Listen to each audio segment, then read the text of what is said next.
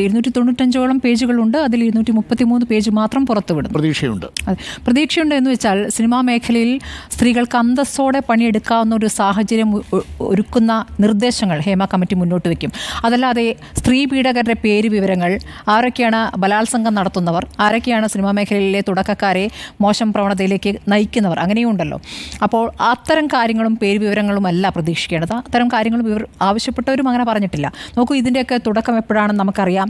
നടി ആക്രമിക്കപ്പെട്ട സംഭവത്തിന് ശേഷമാണ് WCC എന്നൊരു സംഘടന തന്നെ രാജ്യത്ത് തന്നെ ആദ്യമായി ആ രൂപത്തിൽ ഒരു സംഘടന രൂപീകരിക്കപ്പെടുന്നത്. ആ സംഘടന AMMA എന്ന് പറയുന്നതിന് അമ്മ എന്ന സംഘടന ആ രൂപത്തിൽ തന്നെ അവർ പറയുന്നത് എന്തുകൊണ്ടാണെന്ന് വെച്ചാൽ അമ്മ എന്നൊരു നിലപാട് അവർ എടുക്കാത്തത് കൊണ്ടാണ്. അങ്ങനെ ആ സംഘടനയിൽ പുറത്തു വരികയാണ് അവർ ചെയ്തിട്ടുള്ളത്.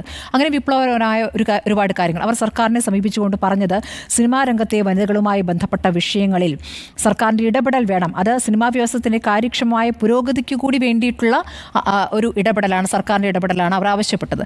അതിൻ്റെ അടിസ്ഥാനത്തിലാണ് ഒരു കമ്മിറ്റി രൂപീകരിച്ചത്. അതിൽ ജസ്റ്റിസ് ഹേമയുണ്ട്, ശാരദയുണ്ട്, അതോടൊപ്പം തന്നെ KB വത്സലകുമാരി. ഈ 3 പേർ ചേർന്ന കമ്മിറ്റി എത്ര കാലം എടുത്തിട്ടാണ് 2017 രൂപീകരിച്ചു. 2019 6 മാസത്തിനകം റിപ്പോർട്ട് സമർപ്പിക്കണമെന്ന് പറഞ്ഞു. പക്ഷേ വിശദമായി തന്നെ എല്ലാവരിൽ നിന്നും, അതായത് ആരോപണ വിധേയരിൽ നിന്നടക്കം മൊഴികൾ ശേഖരിച്ച ശേഷമാണ് എന്താണ് പ്രതിവിധി എന്ന രൂപത്തിലേക്ക് കമ്മിറ്റി എത്തിയിരിക്കുന്നത്. അങ്ങനെ ഒരു വലിയ റിപ്പോർട്ട് തയ്യാറാക്കി സർക്കാരിന് സമർപ്പിച്ചു. അപ്പോൾ സർക്കാരിന് സമർപ്പിച്ച ഘട്ടത്തിൽ തന്നെ മാധ്യമങ്ങൾ സർക്കാരിനെ സമീപിക്കുന്നുണ്ട്, സാംസ്കാരിക വകുപ്പിനെ സമീപിക്കുന്നുണ്ട്. ആ റിപ്പോർട്ട് പുറത്തുവിടണം, റിപ്പോർട്ടിലെ വിവരങ്ങൾ പുറത്തുവിടണമെന്ന്. എന്തുകൊണ്ടാണ്? സിനിമാ മേഖലയിൽ അത്തരം പ്രവണതകൾ ഉണ്ടായതുകൊണ്ടാണല്ലോ. അങ്ങനെ എന്താണ് ഹേമ കമ്മിറ്റി നിർദ്ദേശിക്കുന്നത്, എന്ത് തരം പരാതികളാണ് ഉയർന്നിരിക്കുന്നത് എന്നുള്ളത് സ്വാഭാവികമായും മാധ്യമങ്ങൾക്ക് അറിയേണ്ട കാര്യമാണ്. മാധ്യമങ്ങൾ വഴി ജനങ്ങളും അറിയേണ്ടതാണ്. അപ്പോൾ അതാണ് ആവശ്യപ്പെട്ടത്. പക്ഷേ സാംസ്കാരിക വകുപ്പ് നിരന്തരം അത് ആവശ്യം തള്ളുകയായിരുന്നു.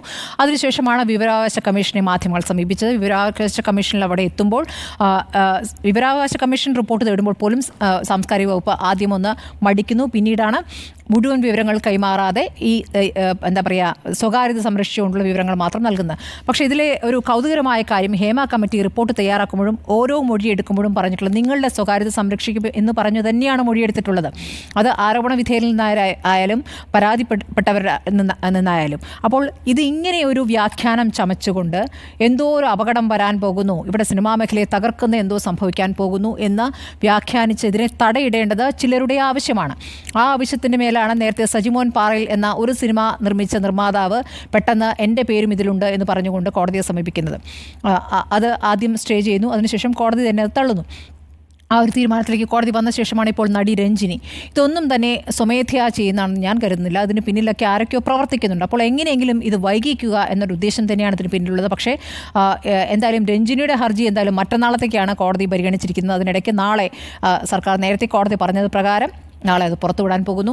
ഞാൻ ഒരു സമഗ്രമായ മാറ്റം സ്ത്രീകളെ സംബന്ധിച്ച് അന്തസ്സോടെ ജീവിക്കാൻ, പണിയെടുക്കാൻ കഴിയുന്ന രൂപത്തിലേക്ക് ഒരു മാറ്റം നിർദ്ദേശിക്കും. അത് നടപ്പാകുമോ എന്നുള്ളത് വേറെ കാര്യം. പക്ഷേ ഇങ്ങനെയൊക്കെ കാര്യങ്ങൾ നടക്കുന്നു. ഇവിടെ രാജ്യത്ത് എല്ലാ മേഖലകളിലും സമഗ്രമായ മാറ്റങ്ങൾ വരുമ്പോൾ, സ്ത്രീകൾക്ക് അനുകൂലമായ മാറ്റങ്ങൾ ഈ രാജ്യത്ത് സംഭവിക്കുമ്പോൾ, അതൊന്നും സംഭവിക്കാത്തൊരു മേഖലയായി വലിയ രൂപത്തിൽ വലിയ വ്യവസായമായി വളർന്നിട്ടും സിനിമാ മേഖല ആ രൂപത്തിൽ വളർന്നിട്ടില്ല എന്നുള്ളതൊരു പ്രധാനപ്പെട്ട വിഷയമായി അവിടെ നിൽക്കുന്നു. ഇത് കേരളത്തിലെ മാത്രം സാഹചര്യമല്ല. കേരളത്തിലെ ഒരുപക്ഷെ ഭേദമായിരിക്കാം മറ്റ് ഇൻഡസ്ട്രികളുമായി വെച്ച് നോക്കുമ്പോൾ. അങ്ങനെയൊക്കെ വെച്ച് നോക്കുമ്പോൾ ഒരു മാറ്റത്തിൻ്റെ ഒരു തുടക്കം എന്ന നിലയ്ക്ക് ഒരുപക്ഷെ കേരളത്തിൽ നിന്ന് തുടങ്ങി മറ്റ് സംസ്ഥാനങ്ങളിലേക്ക് പടർന്ന് രാജ്യത്താകെ വരുന്ന ഒരു വലിയ പ്രതിഭാസമായി മാറിയെങ്കിലോ. അങ്ങനെയൊക്കെയാണ് ഞാൻ അതിനെ കാണാൻ ആഗ്രഹിക്കുന്നത്.